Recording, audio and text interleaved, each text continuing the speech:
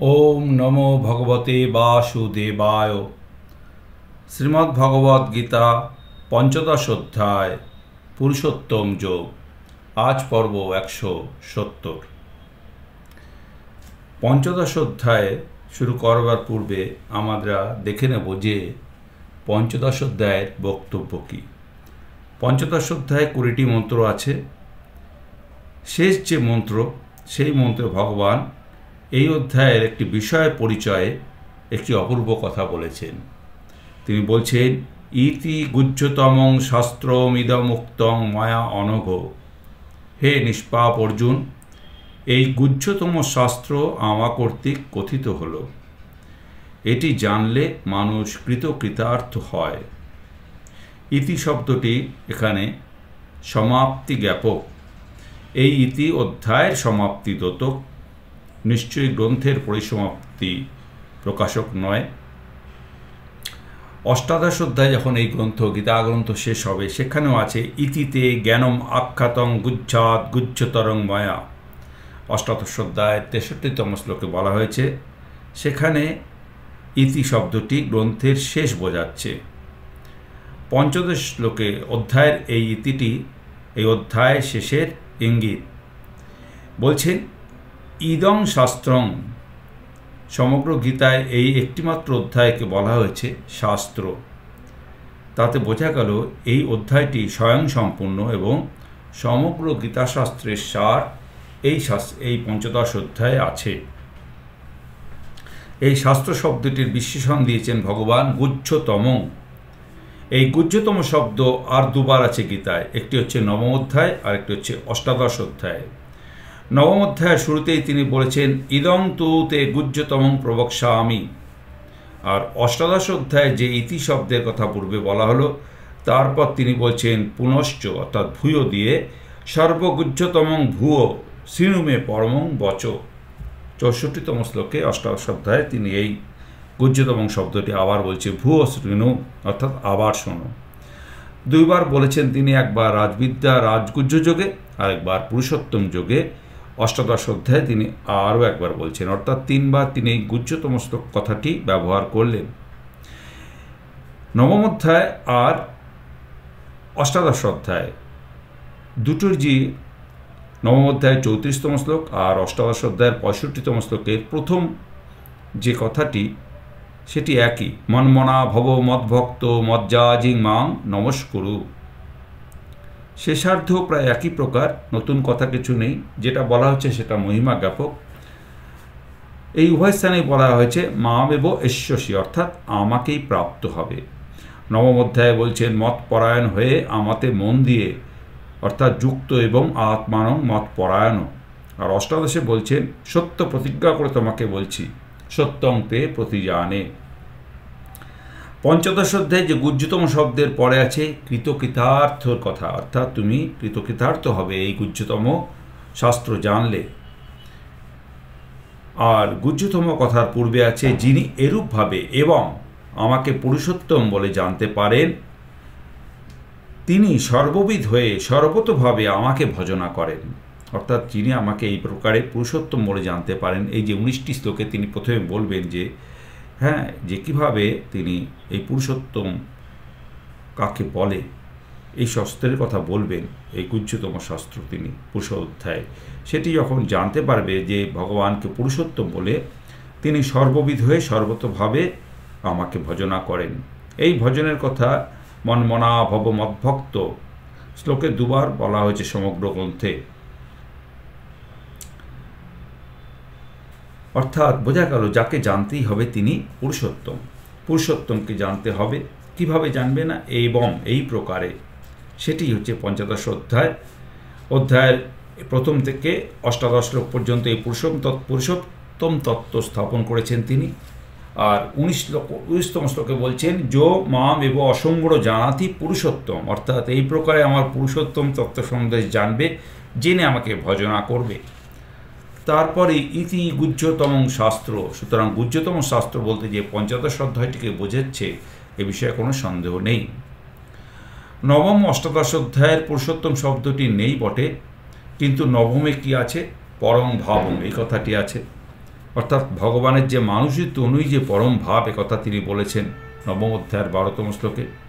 এই পরম ভাবকে মূঢ় যারা, তারা জানে না, তারা অবজ্ঞা করে, অবজানন্তি। আর 15 অধ্যায় বলছেন, যারা আমাকে পুরুষোত্তম বলে জানতে পারেন তারা হচ্ছে অসংমূঢ়, অর্থাৎ তারা মূঢ়ের বিপরীত। তারা জানেন আমাকে, তারা জানাতি ভজতি, আমাকে জানেন, ভজনা করেন। 18 অধ্যায়ে পুরুষোত্তম শব্দ না থাকলেও পরাভক্তির কথা আছে, পরাশান্তির কথা আছে, মৎপর, মৎপ্রসাদ প্রভৃতি কথা আছে। এগুলি যেন সেই পুরুষোত্তম তত্ত্বেরই ইঙ্গিত। আবার তিনি বলছেন, ভগবান দুবার শ্রী ভগবানকে অর্জুন পুরুষোত্তম বলেছেন। সেটি হচ্ছে 10ম অধ্যায় এবং 11 অধ্যায়। স্বয়ং এব আত্মনা আত্মানং বেত্ত তং পুরুষোত্তম। আবার 11 অধ্যায়ে তিনি বলছেন, দ্রষ্টুমিচ্ছামি তে রূপম ঈশ্বরম ঐশ্বরম পুরুষোত্তম। বলছেন, হে পুরুষোত্তম, তুমি আপনি আপনাকে জানো এবং তাহা জানো আপনার দ্বারা। আর একবার বলছেন, হে পুরুষোত্তম, আমি তোমার ঐশ্বরিক রূপ দর্শন করতে ইচ্ছা করি। এই পুরুষোত্তম তত্ত্বটি পুরুষোত্তমের শ্রীমুখে 15 অধ্যায়ে বলা হয়েছে। অধিভূত, যেটা 8ম অধ্যায়ে আলোচনা করা হয়েছে, অধিভূতকে বলে ক্ষরভাব, আর ব্রহ্মকে বলা হচ্ছে অক্ষর ভাব। এদের যে অতীত বস্তু সেটি হচ্ছে পুরুষোত্তম, যা পরিণত হয়েছে জগৎ রূপে, তাই হচ্ছে ক্ষরভাব। ক্ষর অর্থাৎ নিয়ত পরিবর্তনশীল। এই পরিবর্তনের মধ্যে যিনি অপরিবর্তনীয়, যিনি নিত্য, সর্বগত, অচল, নিষ্ক্রিয়, তিনি হচ্ছেন অক্ষর। ক্ষরের প্রকাশ কোথায়? বহুত্বে। ক্ষরের আর অক্ষরের প্রকাশ একত্বে বা ইউনিটিতে। এই একত্ব ও বহুত্ব যার বিভাব, তিনি হচ্ছেন পুরুষোত্তম। ক্ষরের বিকাশে জগৎ রহস্য, যেটা সদা কাজ করে চলেছে, আর অক্ষর হচ্ছে ব্রহ্ম রহস্য, অচল, অপরিণামী, ক্রিয়াহীন। পুরুষোত্তম তত্ত্বে এই পরিণামী বহুত্ব আর অপরিণামী একত্ব, এই উভয়টি যেন একসঙ্গে বিভাবিত। ক্ষরের তত্ত্বটি বিশ্বজগতের রহস্য কথা, গুহ্য কথা। অক্ষর তত্ত্বটি পরব্রহ্মের পরম বার্তা, গুহ্যতর তত্ত্ব। আর এই দুয়ের ঊর্ধ্বে পুরুষোত্তমের তত্ত্বটি হচ্ছে গুহ্যতম সংবাদ। ক্ষর বস্তু গুণময়, অক্ষর বস্তু গুণাতীত। পুরুষোত্তম নির্গুণ হয়েও গুণী, বিশ্বাতেই বিশ্বগ। ক্ষর বস্তু সাকার কিন্তু বিকারী, অক্ষর বস্তু নিরাকার। আর পুরুষোত্তম নিরাকার হয়েও সাকার, নির্বিকার হয়েও আকারবান। তিনি চিদাকার, চিদ ঘনাকার, জীবের প্রাকৃত আকার, পুরুষোত্তমের অপ্রাকৃত আকার। তাই চিন্ময়ী মানুষই তনি, ইহাই উচ্চতম সংবাদ। যারা বলে যে প্রকৃতি থেকে সব হয়েছে, তারা প্রকৃতিবাদী, ন্যাচারালিস্ট। তারা জগৎটাকে যেন ভাষা ভাষা দেখছে, বিশ্বের রহস্য কিছু ভেদ করতে পারছে না। কিন্তু যারা এই পুরুষোত্তম তত্ত্ব জানে, গীতায় বলা হয়েছে এই প্রকৃতি হচ্ছে ঈশ্বরের অপরা প্রকৃতি, 7ম অধ্যায়ে বলা হয়েছে। আবার একদল আছে বলছে যে মানুষই একমাত্র মাপকাঠি, তাদেরকে বলা হয় হিউম্যানিস্ট। তারা নিখিল বিশ্বের যে রহস্য কিছু ভেদ করতে না পেরে প্রকৃতিবাদী বিজ্ঞান ও মানববাদী দর্শন বর্তমান যুগে মানুষকে কোন দিকে টেনে নিয়ে যাচ্ছে, সেটা খুব গভীরভাবে ভাববার কথা। গীতা বলছে এই পুরুষ যে ব্যষ্টি জীব, সেটিও এক প্রকার প্রকৃতি। 7ম অধ্যায়ে বলা হয়েছে এই জীব হচ্ছে ঈশ্বরের পরা প্রকৃতি। এটি যেন গুহ্যতর সংবাদ। অপরা প্রকৃতি হচ্ছে গুহ্য সংবাদ, পরা প্রকৃতি গুহ্যতর সংবাদ। এই দুই অপরা ও পরা প্রকৃতি, যার দুই বিভাব, যার বহিরঙ্গা ও তটস্থা শক্তিমাত্র, সেই স্বরূপ শক্তিতে সদাক্রিয়া পরায়ণ লীলা পুরুষোত্তমের তত্ত্বরহস্য যারা জানেন, তারাই জানেন সেই গুচ্ছতম সংবাদ। এই পুরুষোত্তমই হচ্ছে অঙ্গী, আর পরা অপরা এই দুটি হচ্ছে তার যেন অঙ্গী, তার দুটি অঙ্গ। এই তিনের কথা গীতায় ছড়ানো আছে। কোথাও গুহ্য তত্ত্ব, কোথাও গুহ্যতর তত্ত্ব, কোথাও গুহ্যতম তত্ত্ব বলে বলা হয়েছে। 7ম অধ্যায়ে যে সমগ্রতার কথা বলা হয়েছে পুরুষোত্তম যুগে, সেটিই যেন পূর্ণতা প্রাপ্ত হয়েছে। আচার্য শঙ্করও কিন্তু এই যে অধ্যায়টিকে শাস্ত্র বলা হয়েছে তিনি সেই জন্য বলেছেন, যদ্যপি গীতাক্ষং সমস্তং শাস্ত্রম উচ্যতে তথাপি অয়ম এব অধ্যায় ইহ শাস্ত্রম ইতি উচ্যতে স্তুত্যর্থং প্রকরণাৎ। অর্থাৎ তিনিও বলছেন যে এই অধ্যায়টি বিশেষভাবে শাস্ত্র, সমস্ত গীতাশাস্ত্রের যা অর্থ তা সংক্ষেপে এই পঞ্চদশ অধ্যায়ে বলা হয়েছে। শুধু তাই নয়, সমস্ত বেদের যা অর্থ তাও এই অধ্যায়ে সংক্ষেপে বলা হয়েছে। যে তাহাকে জানে সেই বেদবিদ, সকল বেদের একমাত্র আমি প্রতিপাদ্য।